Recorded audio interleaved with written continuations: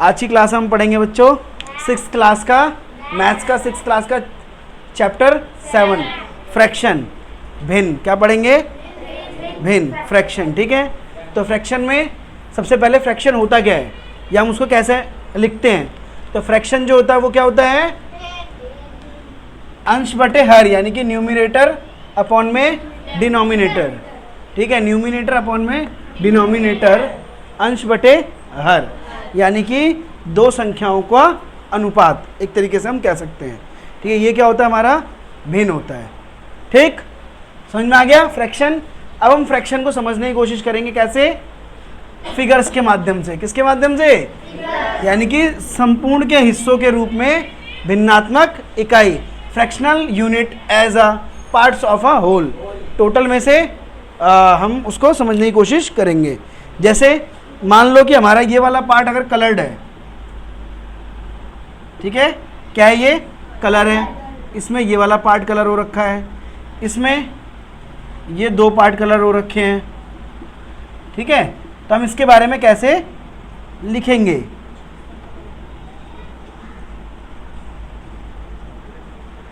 ये इतने पार्ट इसमें कलर हैं। ठीक है, तो संपूर्ण में से हमें बताना है कौन कितने पार्ट कलर है और उसको हमें कैसे लिखना है? भिन्न के फॉर्म में लिखना है, फ्रैक्शन के फॉर्म में लिखना है। किस में लिखना है? फ्रैक्शन के फॉर्म में। देखो फर्स्ट वाला है, फर्स्ट वाला टोटल कितने बॉक्स है इसके अंदर? दो। तो संपूर्ण कितने हो गए? होल कितने हो गए? 2 है ना। टोटल कितने हो गए? 2 में से कलर कितने हैं? 1। तो कितना हो गया इसका? 1/2। क्या हो गया? 1/2। अब इसमें देखो टोटल कितने हैं सेकंड वाले में? टोटल कितने हैं? 4। और कलर कितने हैं? 2। तो कितने हो गए ये?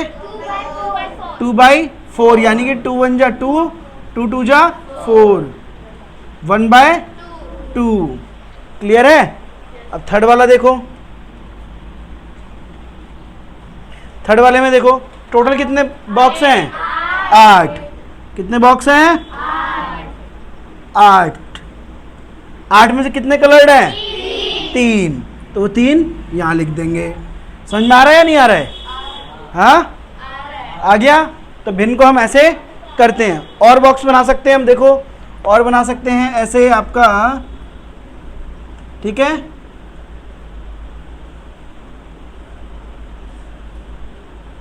कितने बॉक्स है टोटल? 3। एक को अगर हम कलर कर देते हैं, ठीक है, तो फोर्थ वाले में क्या हो जाएगा?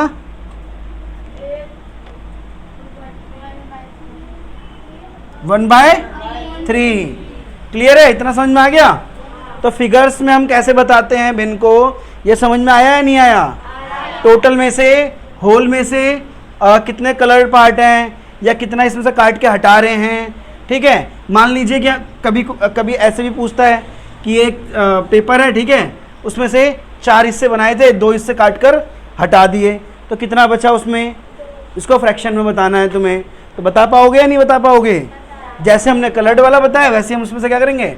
2 पार्ट को हटा देंगे, है ना। 2/4 हो जाएगा वो। समझ में आ गया या नहीं आया? आ गया। ठीक है, अब हम देखते हैं भिन्नात्मक इकाइयों द्वारा मापन।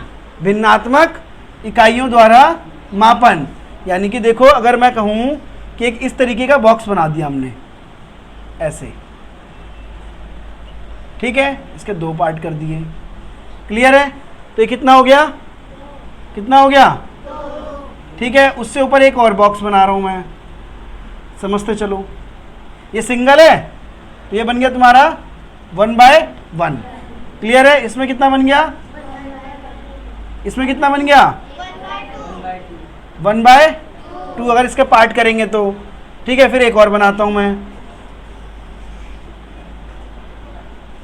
ये कितना बन गया? 1/3। समझ रहे हो या नहीं समझ रहे? हाँ, अब देखो एक और।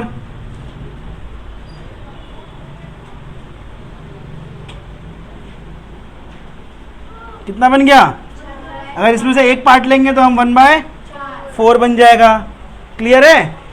हाँ, यानी कि ये 1/3, ये भी 1/3, एक एक पार्ट की अगर हम बात करेंगे तो, और ये भी 1/3, ये कितना हो गया 1/2, और ये भी 1/2।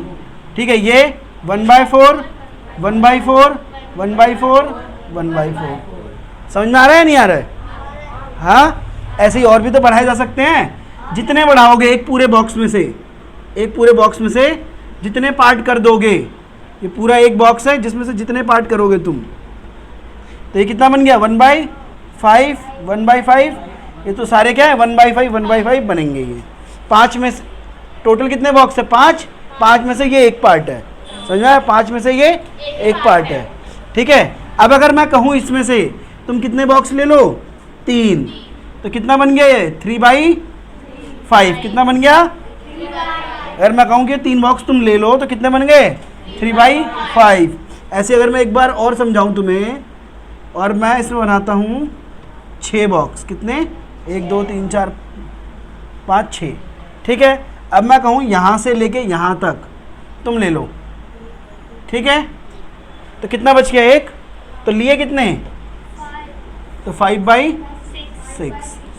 समझ में आ रहा है नहीं आ रहा है? यहाँ से यहाँ तक कितना होगा, तो 5/6। ठीक है, अब हम आगे क्या पढ़ेंगे? आगे हम पढ़ेंगे तो अभी तक हमने क्या पढ़ा था? फ्रैक्शंस के बारे में, भिन्न के बारे में अभी तक हमने जो पढ़ा था वहाँ तक हमने 2-3 टॉपिक उसके कर लिए थे। और अब हम क्या पढ़ने जा रहे हैं? संख्या रेखा पर भिन्नों का माप अंकित करना। क्या पढ़ेंगे अब? संख्या रेखा पर भिन्नों का माप अंकित करना। तो जैसे ये देखो, यहाँ तक ये संख्या रेखा है हमारी, क्या है ये? संख्या रेखा है। ठीक है, तो यहाँ से यहाँ तक 1 और फिर ये 2।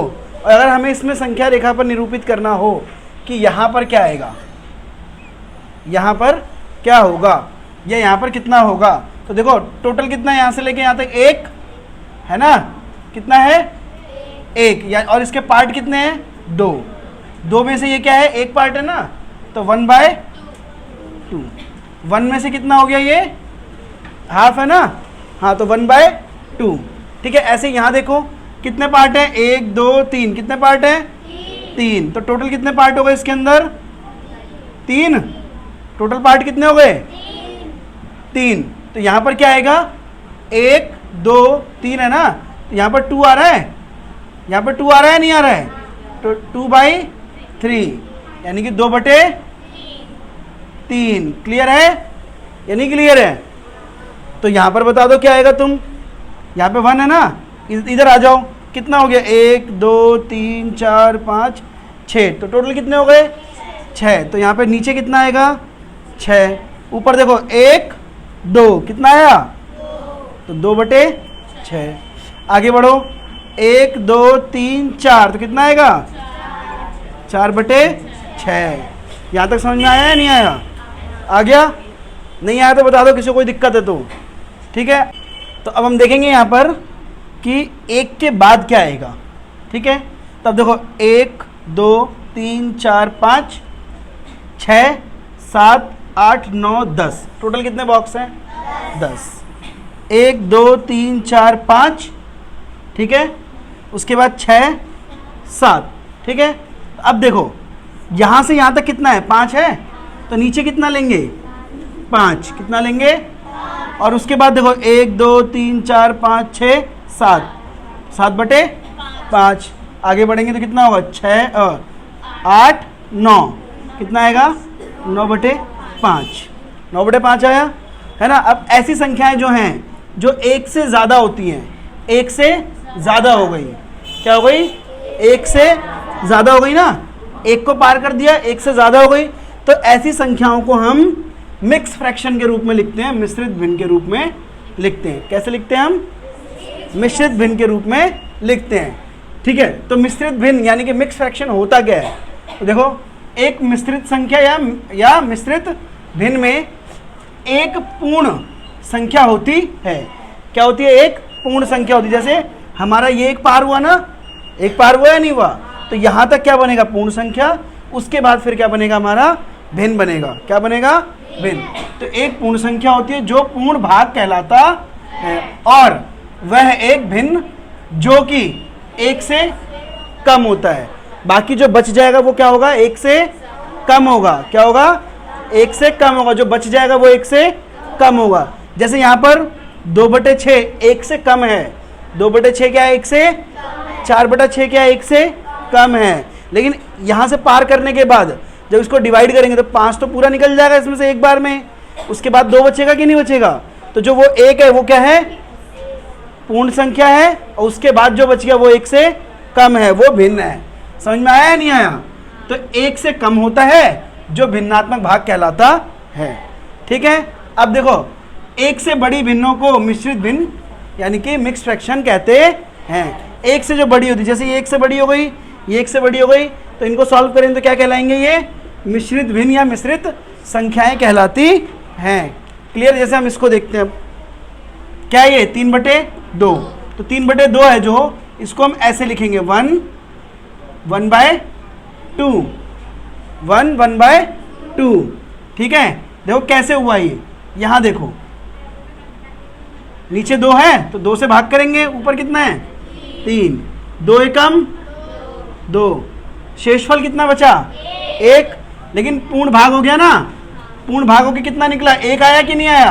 तो देखो हमने क्या बोला, जो भिन्नात्मक भाग कहलाता है, तो ये भिन्नात्मक भाग है कि नहीं है। तो ये यहाँ पर आ गया, पूर्ण संख्या होती है ना, एक पूर्ण संख्या होती है जो पूर्ण भाग कहलाता है। जो पूर्ण भाग कहलाता है वो क्या हो गई, पूर्ण संख्या आ गई तुम्हारी।